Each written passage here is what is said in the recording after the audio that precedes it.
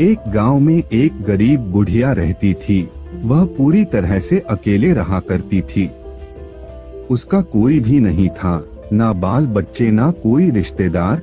सुबह शाम लोगों के छोटे मोटे काम किया करती थी, जिसके बदले लोग उसको पैसे, अनाज या खाने पीने का सामान दे दिया करते थे, जिसको खा पीकर वह अपना जीवन बिताया करती थी।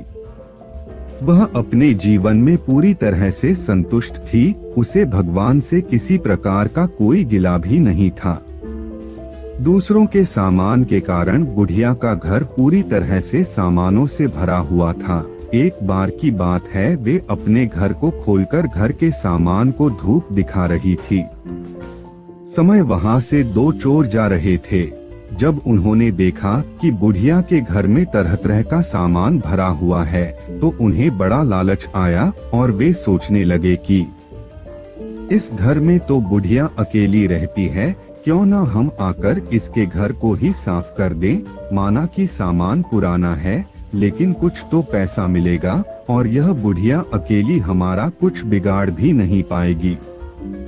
चोरों ने बुढ़िया के घर को अच्छी तरह से देख लिया और समझ लिया कि उन्हें किस तरह से बुढ़िया के घर की सफाई करनी है। उसके बाद चोर अपने घर वापस चले गए। बुढ़िया बेचारी को सपने में भी यह ख्याल नहीं आया कि उसके घर में भी कभी चोरी हो सकती है, क्योंकि उसके घर में तो खुद के उसके कपड़े तक उसके नहीं थे। सब कुछ गांव वाले उसे दिया करते थे, जो वह अपने घर में रख लेती थी। खैर कुछ दिन बीत गए और एक दिन रात में चोर अपने दो साथियों को लेकर बुढ़िया के घर पहुंच गए। कमाल की बात यह थी कि उस दिन सरपंच ने बुढ़िया को चावल, दूध और चीनी दी थी और बुढ़िया बहुत खुश थी। बुढ़िया ने खुशी खुशी अपने लिए खीर बनाई और खीर बनाकर वह उस खीर को चूल्हे पर रखकर सोचने लगी कि अभी तो खीर बहुत ही गर्म है, जबकि थोड़ी ठंडी हो जाएगी तब आराम से खाऊंगी। और अपने बिस्तर पर लेट गई और खीर के ठंडा होने का इंतजार करने लगी। लेटे लेटे उसे नींद आ गई और वे सो गई और जोर जोर से खर्राटे लेने लगी। चोर बाहर खड़े थे। बुढ़िया के खर्राटे की आवाज सुनते ही उन्होंने सोचा कि चलो अब रास्ता साफ हो गया और अब हम आराम से बुढ़िया का घर साफ कर सकते हैं। वह सब जल्दी जल्दी आकर बुढ़िया के घर में सामान तलाशने लगे, परंतु कमाल की बात यह थी कि उन्होंने जो देखा था वह बिल्कुल गलत था। बुढ़िया का घर तो सामान से भरा हुआ था, किंतु एक भी सामान साबुत नहीं था। हर सामान टूटा फूटा, पुराना और खराब था। यह चोर बड़े दुखी हुए और बुढ़िया को बहुत गालियां देने लगे। वह बोले, देखो कितनी दुष्ट बुढ़ी।